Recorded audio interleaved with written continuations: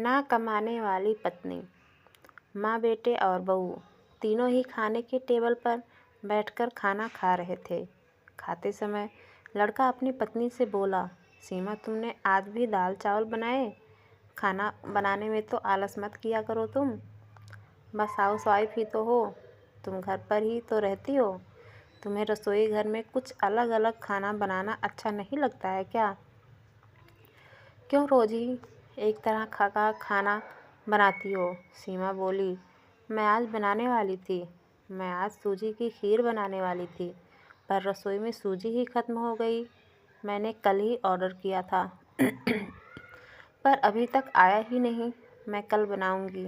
रसोई घर में कुकर की सीटी बजती है और खाने के समय सीमा रसोई घर में जाती है। रसोई घर से वापस आते वक्त डाइनिंग टेबल पर बैठकर सीमा बोली कि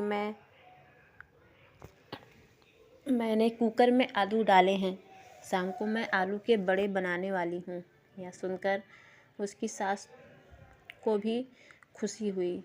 गोपाल बोला, अच्छा है, तुम दोनों को तुम्हारी पसंद की चीज़ बनाने में और खाने में बहुत मज़ा आता है।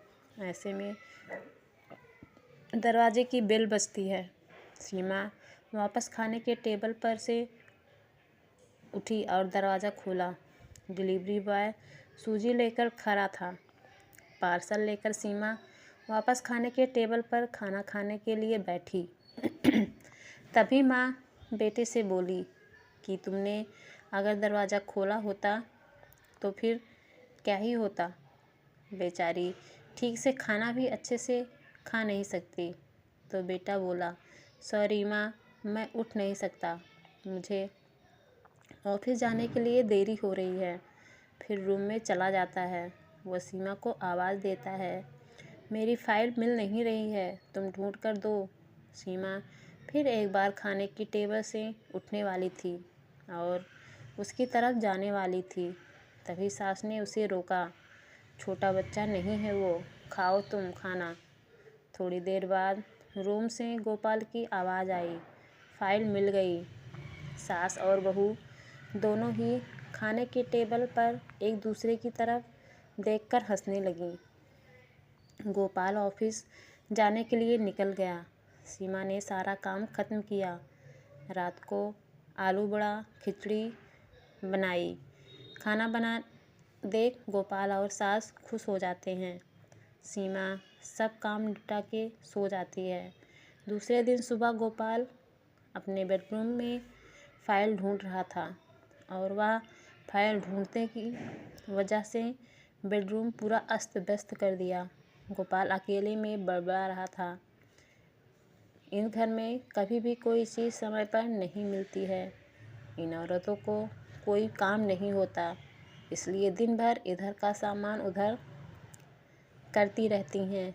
इसके आवाज़ से सीमा वापस उसके रूम में आती है और रूम की बुरी हालत देखकर उसे गोपाल पर गुस्सा आता है। वह गोपाल को पूछती है, आप क्या ढूंढ रहे हो?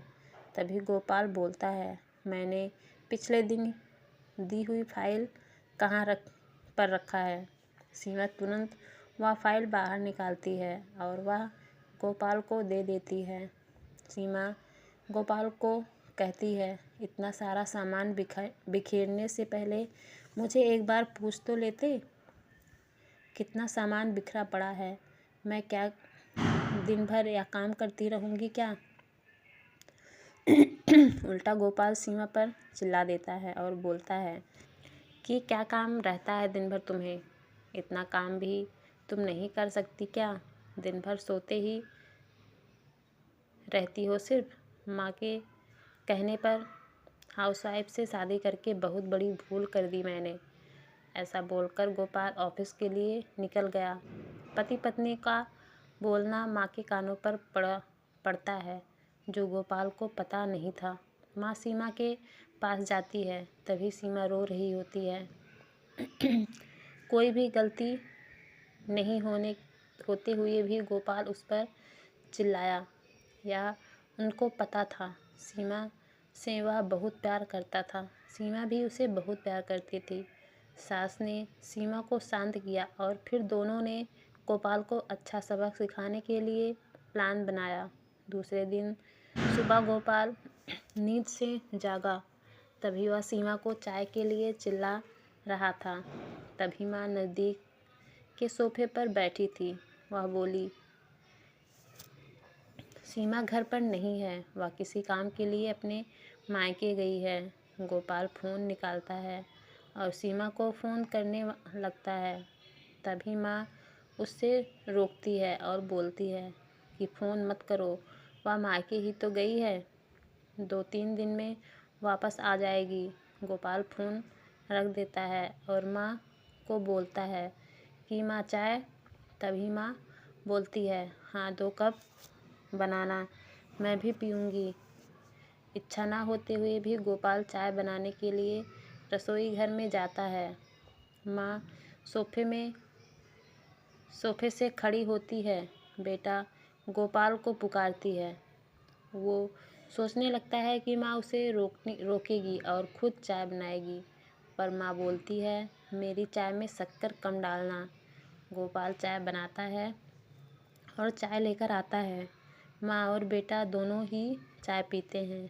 फिर माँ बोली, चाय अच्छी बनाई है, पर सीमा जैसी नहीं। वो चाय बनाती है तब तुलसी के पत्ते डालती है, उस चाय की तो बात ही अलग होती है।